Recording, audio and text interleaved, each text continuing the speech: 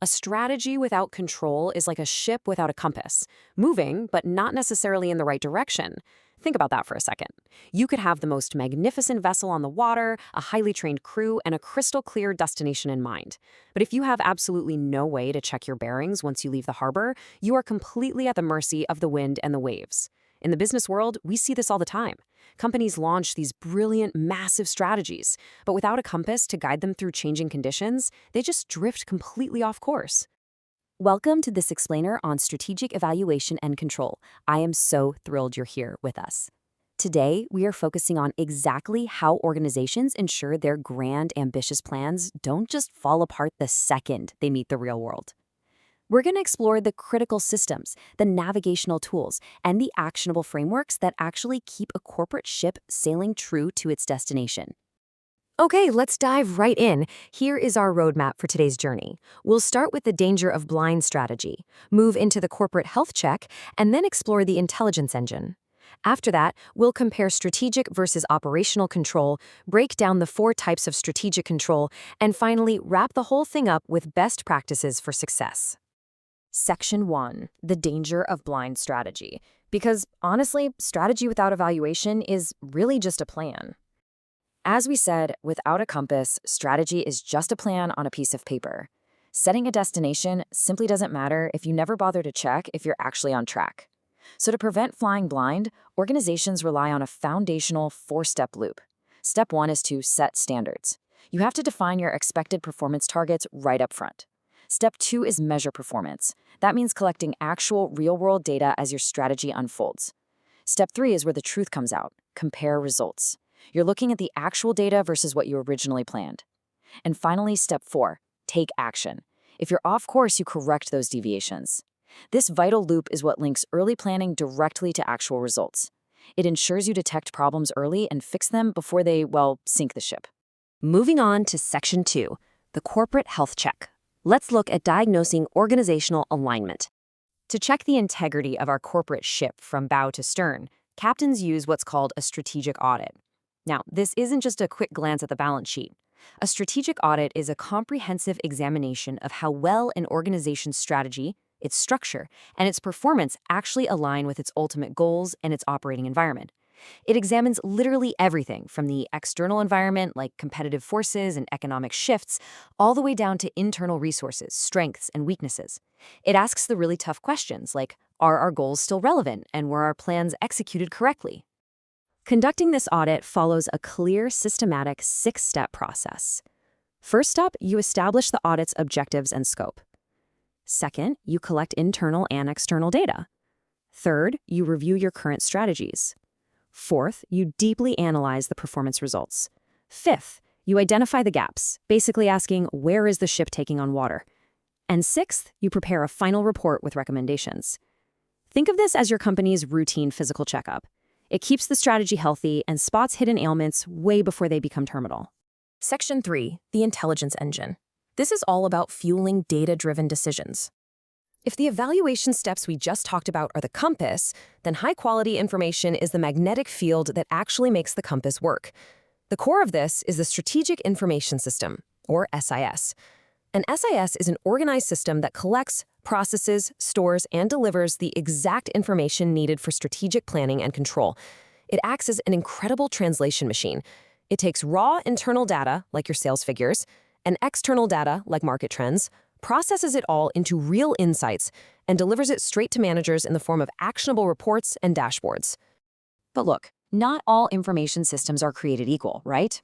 A truly great SIS has 4 non-negotiable traits. First, it must be timely, providing information right when decisions actually need making. Second, accurate. The data has to be reliable and completely error-free. Third, relevant. It needs to focus solely on the strategy, cutting out all that useless noise. And fourth, flexible. It has to adapt to your changing strategic needs. Without these 4 traits, managers are effectively deciding in the dark. But with a strong SIS, every decision becomes laser-focused and data-driven. All right, Section 4, strategic versus operational control, steering versus rowing. it is super important to understand the difference between the captain's duties and the crew's duties. First, we have strategic control. This is the domain of top management. It has a long-term focus spanning anywhere from 3 to 10 years and encompasses the entire organization. The core question here is, are we doing the right things? For example, was entering that new European market actually the right move? On the flip side, we have operational control. This falls to middle and lower management. It's much more short-term. Think daily or weekly. Here, the core question flips to, are we doing things right? This is where you track daily KPIs, monitor budgets, and make sure this month's specific sales targets are met. And this brings us to an absolutely brilliant insight from the source material. It says, strategic without operational equals dreams. Operational without strategic equals busy but directionless. I just love that. It so perfectly captures why you desperately need both. You need the long-term steering to ensure you're heading toward a worthwhile destination, for sure, but you absolutely need the short-term rowing to ensure you actually get there. Section 5. 4 types of strategic control. Because sometimes you just have to weather sudden storms. Sometimes the weather changes rapidly, and you need specific mechanisms to course-correct the ship.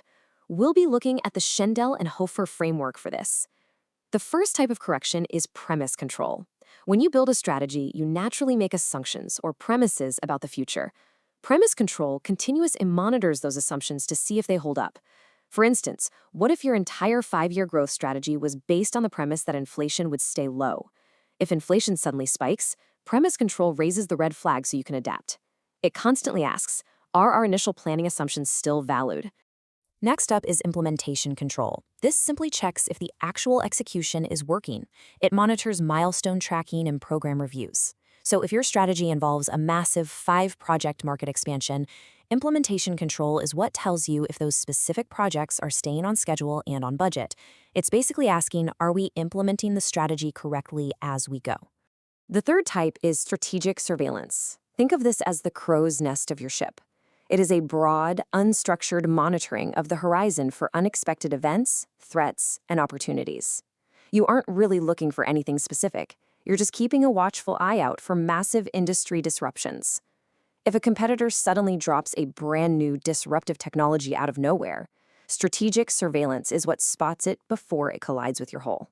Finally, we have special alert control. This is your absolute emergency response protocol. It triggers a rapid, total reconsideration of your strategy due to a sudden, massive shock.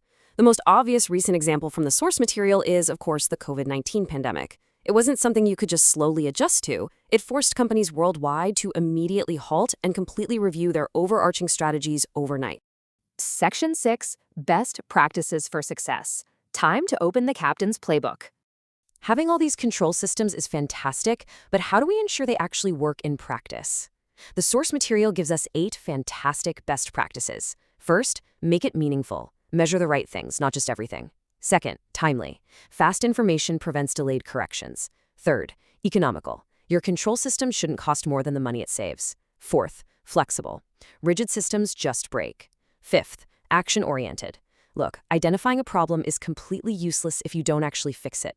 Sixth, reward achievement. Tie performance to rewards to keep morale high. Seventh, involve people.